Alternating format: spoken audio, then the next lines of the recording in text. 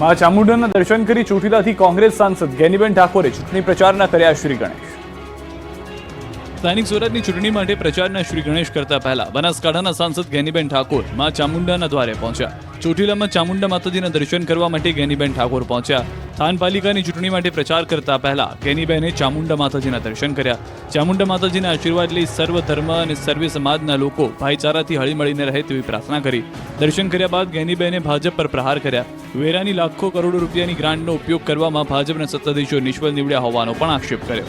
આ પહેલા બનાસકાંઠામાં દિયોદરના અસાણા ગામે એક પ્રસંગમાં ઠાકોર સમાજને કુરિવાજો બંધ કરવા અપીલ કરી। શિક્ષણમાં ખર્ચાઓ વધુ કરવા અને કુરિવાજો બંધ કરવા અપીલ કરી। છોટાઉદેપુરની નગરપાલિકામાં ત્રિકોણીય જંગ જામ્યો। ત્રણેય પાર્ટીઓ મેદાનમાં ઉતરતા વિધાનસભાની ચૂંટણી જેવો માહોલ। છોટાઉદેપુરમાં ભલે નગરપાલિકાની ચૂંટણી હોય પરંતુ માહોલ તો વિધાનસભા કે લોકસભાની ચૂંટણી હોય તેવો જામ્યો છે। ભાજપ, કોંગ્રેસ અને આમ આદમી પાર્ટીના નેતાઓ ચૂંટણી પ્રચારના મેદાનમાં ઉતરતા રાજકારણ ગરમાયું છે। છોટાઉદેપુર નગરપાલિકામાં આ વખતે ત્રિકોણીય જંગ જામ્યો છે। પાલિકા જીતવા ભાજપ, કોંગ્રેસ અને આમ આદમી પાર્ટી એટીચોટીનું જોર લગાવી રહી છે। ડેડિયાપાડાના ધારાસભ્ય ચૈતર વસાવાએ પણ છોટાઉદેપુરની ચૂંટણીના પ્રચારમાં જંપ લાવતા ચૂંટણી રસપ્રદ બની છે। એટલે હવે ત્રણેય પાર્ટીઓએ નગરપાલિકા કબજે કરવા માટે એટીચોટીનું જોર લગાવ્યું છે। ઘરે ઘરે અને શેરીએ શેરીએ પ્રચાર પ્રસાર શરૂ થયો છે। મતદારોને રીઝવવા માટે પત્રિકાઓ વિતરણ કરવામાં આવી રહી છે। આ તરફ ભાજપે સાંસદ અને ધારાસભ્યોને ચૂંટણીના પ્રચારમાં ઉતાર્યા છે। ધારાસભ્ય રાજેન્દ્ર રાઠવાએ કહ્યું કે આ વખતે છોટાઉદેપુરની જનતા ભાજપ પર જીતની મોહર લગાવશે, તો કોંગ્રેસે પણ છોટાઉદેપુર પાલિકામાં જીતનો દાવો કર્યો છે। છોટાઉદેપુર કોંગ્રેસના નેતા અર્જુન રાઠવાએ ભાજપ પર પ્રહાર કર્યા કે લોકોને ડરાવી ધમકાવીને મત લેવાની ભાજપની નીતિ હવે નહીં ચાલે। આમ ત્રણેય પાર્ટીઓએ ડોર ટુ ડોર પ્રચાર અને સભાઓ ગજવતા નાનકડા છોટાઉદેપુરમાં રાજકીય રંગ બરાબરનો જામ્યો। ગામડાઓમાં જાણે દિવાળી જેવો માહોલ છે। આ તરફ જૂનાગઢ મનપા જીતવા કોંગ્રેસે લગાવ્યું એડીચોટીનું જોર। કોંગ્રેસના નેતાની પોલીસની ચેતવણી। જૂનાગઢમાં મહાનગરપાલિકામાં કબજો જમાવવા માટે કોંગ્રેસે પણ એડીચોટીનું જોર લગાવી લીધું છે। કોંગ્રેસ પ્રદેશ પ્રમુખથી લઈને પૂર્વ ધારાસભ્ય અને પૂર્વ સાંસદોએ પ્રચારની કમાન સંભાળી લીધી છે।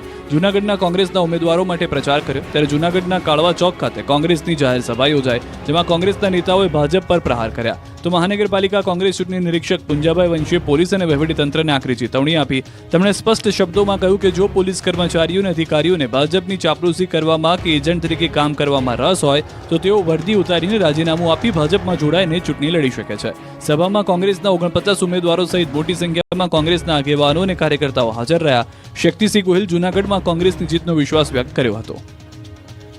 ફરી એકવાર કેસર કેરી પકવતા ખેડૂતોની કચરાઈ। ફ્લાવરિંગ બળતા ઉત્પાદન ઘટશે। કેસર કેરી પકવતા ખેડૂતોની માઠી દશા બેઠી છે। શરૂઆતમાં કેરીના ઝાડ પર મોટા પ્રમાણમાં ફ્લાવરિંગ આવતા ખેડૂતો ખુશખુશાલ હતા, પરંતુ અચાનક બદલાતા વાતાવરણે ખેડૂતોની હાલત બગાડી। કેસર કેરીના બગીચાઓમાં ડિસેમ્બર મહિનાના આંબાના ઝાડ પર મોટા પ્રમાણમાં ફ્લાવરિંગ આવતા આ વર્ષે ગીરના ખેડૂતો ખુશખુશાલ અને હતું કે એવું થશે કે જાણે પાછલા કેટલાક વર્ષોની એક સાથે ઉત્પાદન અને વળતર આપી દેશે, અને ખેડૂતો પણ હરખમાં ઝૂમવા લાગ્યા। પરંતુ કુદરતને કંઈક અલગ મંજૂર હોય તેમ ધીમે ધીમે સમય વીતવા લાગ્યો અને આવ્યો વાતાવરણમાં પલટો। વાતાવરણમાં પલટો આવતા મધ્યો, થ્રિપ્સ અને જાકડના કારણે આંબા પરનું ફ્લાવરિંગ બળવા લાગ્યું। જોકે તેમ છતાં ખેડૂતો હિંમત ન હારી અને દવાઓના છંટકાવ કર્યા, પરંતુ કોઈ જ અસર ન થઈ અને આખરે પોતાના મહામૂલી કેસરના ફ્લાવરિંગને બચાવી ન શક્યા। હવે ઇજારેદારો પણ ખેડૂતોને આપેલા એડવાન્સ રૂપિયા પણ મૂકીને જતા રહ્યા। કોઈક ઇજારેદારે 50,000 આપ્યા તો કોઈક ઇજારેદારે લાખ રૂપિયા। આમ બગીચાઓ રાખનાર ઇજારેદારો પણ હવે આંબાના બગીચાઓની હાલત જોઈ ભાગી રહ્યા છે। ત્યારે ગીરના ખેડૂતોના મતે જે આંબાના ઝાડ પરથી 20 થી 25 મણ કેસર કેરીનું ઉત્પાદન થાય તે ઝાડ પર હાલ 2 કિલો જેટલી નાની કેરીઓ દેખાય છે, અને હજુ પણ જો આવું જ રહ્યું તો કેસર કેરીનો સ્વાદ કડવો બની જશે। સંતરામ મંદિરે 10 મિનિટમાં 500 કિલો કોપરું, 3000 કિલો સાકરની ઉછામણી। નડિયાદના સંતરામ મંદિરમાં સંતરામ મહારાજનો 194મો સમાધિ મહોત્સવ યોજાયો। મોટી સંખ્યામાં શ્રદ્ધાળુઓ મંદિર પહોંચ્યા અને દર્શન અને સાકર ઝીલવાનો લાભ લીધો। મંદિરમાં સંતોની ઉપસ્થિતિમાં પારંપરિક સાકર વર્ષા યોજાઈ, જેમાં 10 મિનિટ સુધી 500 કિલો કોપરું અને 3000 કિલો સાકરની ઉછામણી કરાઈ। ભક્તોએ જય મહારાજના નાદ સાથે સાકર કોપરાનો પ્રસાદ ઝીલ્યો। મંદિરમાં બપોરથી શ્રદ્ધાળુઓની ભીડ જોવા મળી। ભક્તોની એટલી ભીડ હતી કે મંદિરમાં ઊભા રહેવાની પણ જગ્યા ન હતી। તાપમાં પણ લોકો જય મહારાજની ધૂન કરી દિવ્ય અખંડ જ્યોત સમક્ષ નતમસ્તક થતા જોવા મળ્યા। મંદિર પરિસરમાં સ્વયંસેવકોએ ઠેર ઠેર નાના સ્ટેજ બનાવી સાકરની ઉછામણી કરી અને ભક્તોએ આ પ્રસાદને ઝીલી લીધો। સંતરામ મંદિરમાં 3 દિવસનો લોકમેળો પણ યોજાયો। હજારો લોકોએ મેળાની મજા પણ માણી। ભક્તોએ જય મહારાજના નાદ સાથે આ પ્રસાદરૂપી સાકર કોપરાને ઝીલી। દૂર દૂરથી આવતા લોકો સંતરામ મહારાજ મંદિરના દર્શન કરી મેળાની મજા માણી। 2 કલાક મંદિર પરિસરનો માહોલ અલૌકિક બની ગયો હતો। સુરતીઓ હેલ્મેટ વગર બહાર ન નીકળતા, નહીં તો થશે ખિસ્સા ખાલી. સુરતીઓ હેલ્મેટ પહેરવાની આદત પાડી દેજો, કેમ કે સુરતમાં દ્વિચક્રીય વાહનો પર હેલ્મેટ પહેર્યા વિના નીકળનાર ચાલકોને પોલીસ દંડ સાથે કડક કાર્યવાહી શરૂ કરી છે. શહેર પોલીસના ટ્રાફિક વિભાગ દ્વારા હેલ્મેટ ચેકિંગનું કડક અભિયાન શરૂ કરવામાં આવ્યું. આ માટે પોલીસના 3000 જેટલા કર્મચારીઓને તૈનાત કરી દેવામાં આવ્યા. આ ઉપરાંત 772 કેમેરા તેમજ ડ્રોનની મદદથી પણ ચેકિંગ કરાઈ રહ્યું છે. 300 જેટલા પોલીસ અધિકારીની ટીમ પણ મેદાનમાં ઉતરી છે. કુલ 40 જેટલી ટીમ બનાવીને ચેકિંગ હાથ ધરવામાં આવી રહ્યું છે.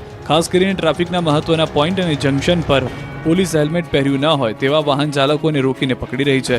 વાહન ચાલકો પાસે સ્થળ પર જ દંડ વસૂલ કરાઈ રહ્યો છે. સુરત જિલ્લા પોલીસે પણ હેલ્મેટ વગરના બાઇક ચાલકો પર કાર્યવાહી કરી. પલસાણાના કડોદરા વિસ્તારમાં 9 વાહન ચાલકોને દંડ ફટકાર્યો. હેલ્મેટ પહેર્યા વગર દ્વિચક્રીય વાહન ચલાવનારને પોલીસે 500 રૂપિયાનો દંડ ફટકાર્યો. સરકારી કર્મચારીઓ સામે પણ પોલીસે તવાઈ બોલાવી. જે વાહન ચાલકોને 5 ચલન મળશે તેનું લાયસન્સ રદ કરાશે. અમદાવાદમાં એક જ રાતમાં ખેલાયો 3 સ્થળે ખૂની ખેલ. સરખેજમાં પ્રેમનો આવ્યો લોહિયાળન, તો હોર્ન મારતા કરી હત્યા. અમદાવાદમાં ફરી એકવાર 3 સંતાનો સાથે પરિણીતાએ ઝેરી દવા ગટગટાવી. દવા પીધા બાદ માતા અને પુત્રનું મોત થતા ચકચાર મચી ગઈ. ઝેરી દવા પીધા બાદ 2 બાળકીઓ સારવાર હેઠળ છે. ઘઉંમાં નાખવાની દવા ચોકલેટમાં ભેળવી પરિણીતાએ પોતે અને બાળકોને પણ પીવડાવી હતી. પરિણીતાએ આત્મહત્યા પહેલા સુસાઇડ નોટ પણ લખી હતી. સુસાઇડ નોટમાં મોત માટે કોઈને જવાબદાર નથી ગણાવ્યા. પતિના હાથે સિંદૂર ન પુરાતું તેવું લખી કર્યું હતું મોત વહાલું. ઓઢવ પોલીસે પુત્રની હત્યા બદલ મૃતક માતા વિરુદ્ધ નોંધી છે ફરિયાદ.